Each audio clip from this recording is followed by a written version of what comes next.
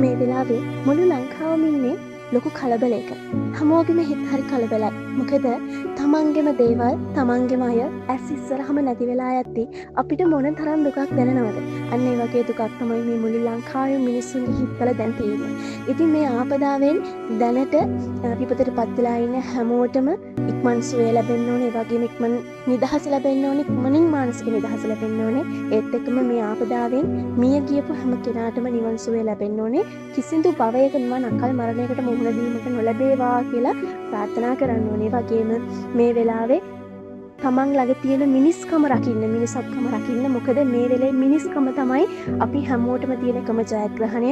මොකද මේ ආපදා කියලා කියන්නේ අපි විසින් පාලනය කරන දෙයක් නෙමෙයි, මේ ස්වභාව ධර්මයෙන් පාලනය කරන දෙයක්. ඒ නිසා අපි එකට එකතු වුණොත් පමණයි අපිට මේ දේ ජයග්‍රහණය කරන්න පුළුවන්. පුළුවන් තරමින් හැම එක්කෙනාටම උදව් කරන්න, හිතක් හදන්න. ඉතින් මේ දේවල් එක්ක අපිට පුළුවන් මේ ආපදාවෙන් ගොඩ එන්න. ඉතින් මේ ආපදාවේ විපතට පත් වෙලා ඉන්න හැමෝටම ඉක්මනින් නිදහස ලැබෙන්න ඕනේ. ඒ වගේම පුළුවන් හැම කෙනාම අනිත් කෙනා ගැන හොයලා බලන්න, හිත හදන්න. ඒත් එක්කම ඉතින් හැමෝටම බුදු සරණයි, පරිස්සමින් ඉන්න.